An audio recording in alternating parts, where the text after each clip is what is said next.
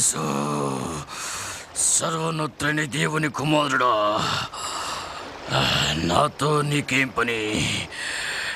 నన్ను శిక్షించొద్దు, నన్ను వదిలిపో. నీ పేరేమిటి?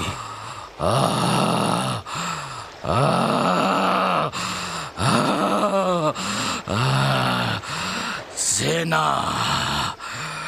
ప్రభు, మమ్మల్ని పాతాళలో కాని పొమ్మంటున్నావా? ఆజ్ఞాపించద్దు. అదిగో ఆ పందుని మందలోకి వెళ్ళేలా ఆజ్ఞాపించు.